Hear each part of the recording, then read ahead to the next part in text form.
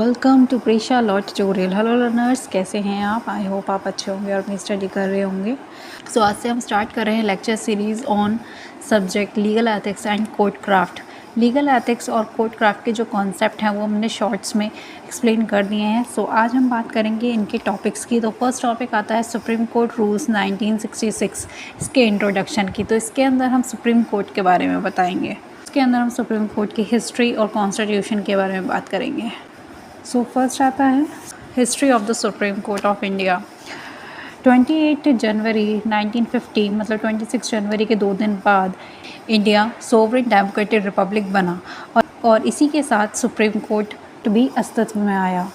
इसका inauguration parliament के chamber of princess में हुआ, जिसमें इंडियन पार्लियामेंट भी थी, जिसमें काउंसिल ऑफ स्टेट्स और हाउस ऑफ पीपल भी इंक्लूड था।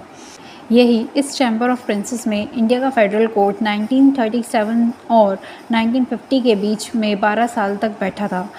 यह कई ईयर्स तक मतलब कई वर्षों तक सुप्रीम कोर्ट का घर रहा, जब तक कि सुप्रीम कोर्ट ने अपना प्रेजेंट प्रेमाइसेस एक्वायर नहीं कर लिया। 1950 के ओरिजिनल कॉन्स्टिट्यूशन में चीफ जस्टिस और 7% जज के साथ एक सुप्रीम कोर्ट को फ्यूचर में इमेजिन किया, मतलब एम्फसाइज़ किया, और उस इमेजिनेशन के साथ सुप्रीम कोर्ट को इस्टेब्लिश किया गया और इसमें नंबर ऑफ़ जजेस को इंक्रीज़ करने का काम पार्लियामेंट पर छोड़ दिया था। इन अर्ली ईयर्स मतलब शुरुआती सालों में सुप्रीम कोर्ट के सभी जजेस और उनके सामने जो प्रेजेंट केसेस थे, जो उनके सामने केसेस आते थे, उनकी सुनवाई करने के लिए, उनकी हियरिंग करने के लिए एक बेंच बनाई गई। जैसे जैसे कोर्ट का काम बढ़ता गया और जो एरिया ऑफ केसेस थे या फिर जो बचे हुए जो केसेस थे, उनका बोझ जब बढ़ने लगा, तो पार्लियामेंट ने नंबर ऑफ़ जजेस को, कह सकते हैं कि जजेस की जो संख्या थी उसको बढ़ाना शुरू किया। पार्लियामेंट ने नंबर ऑफ़ जजेस को बढ़ाया, जैसे कि 1950 में नंबर ऑफ़ जजेस 8 कर दिए गए और 1956 में इसको बढ़ाकर 11 नंबर ऑफ़ जजेस 11 कर दिए गए। 1960 में 14 नंबर ऑफ़ जजेस किए और 1978 में 18 नंबर ऑफ़ जजेस और 1986 में 26 नंबर ऑफ़ जजेस कर दिया गया। तो इसी तरीके से जो जजेस थे, नंबर ऑफ़ जजेस थे, वो इंक्रीज़ कर दिए गए थे, जो कि पार्लियामेंट के द्वारा किए गए थे।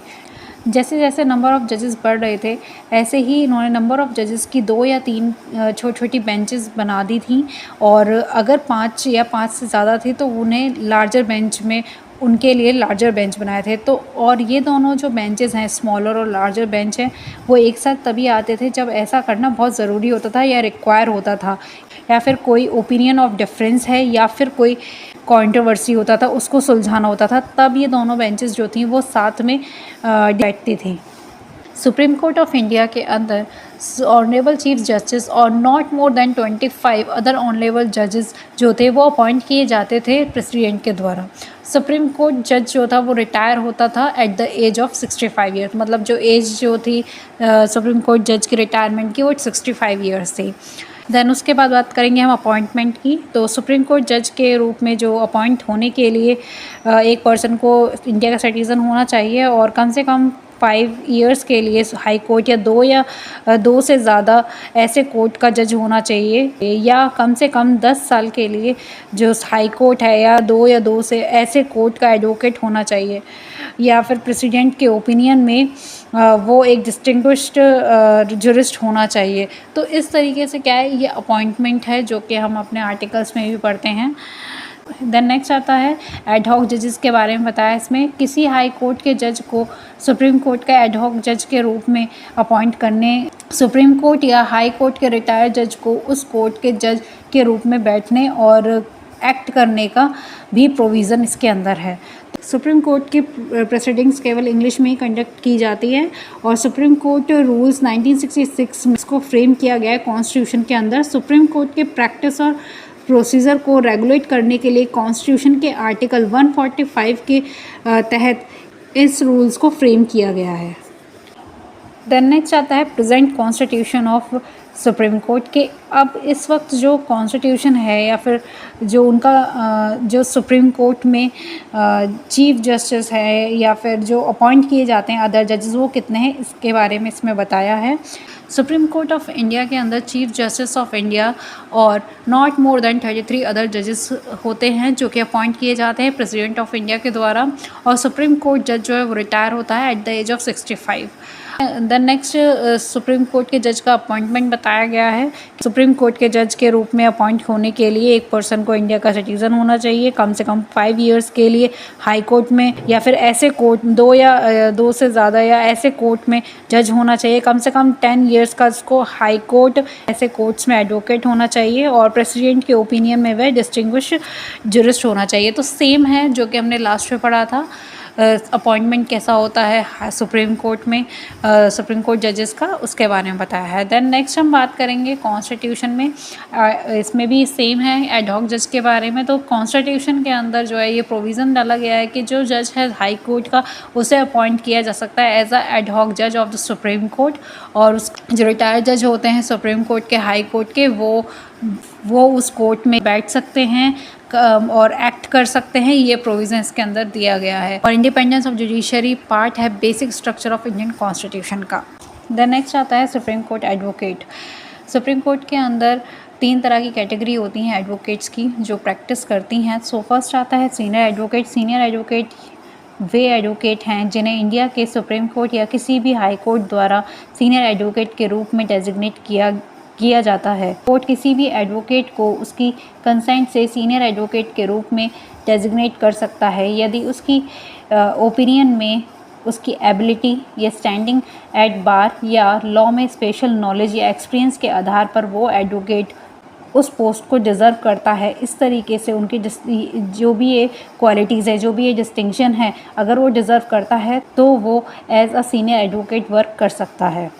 सुप्रीम कोर्ट में सीनियर एडवोकेट सुप्रीम कोर्ट में एडवोकेट ऑन रिकॉर्ड के बिना या इंडिया में किसी भी अदर कोर्ट या ट्रिब्यूनल में जूनियर के बिना प्रेजेंट होने का एंटाइटल नहीं है।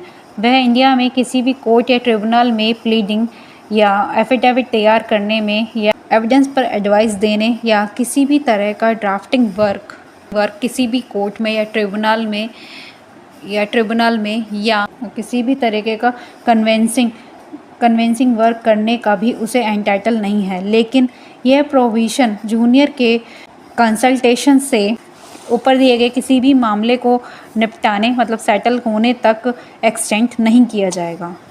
देन नेक्स्ट आता है एडवोकेट ऑन रिकॉर्ड।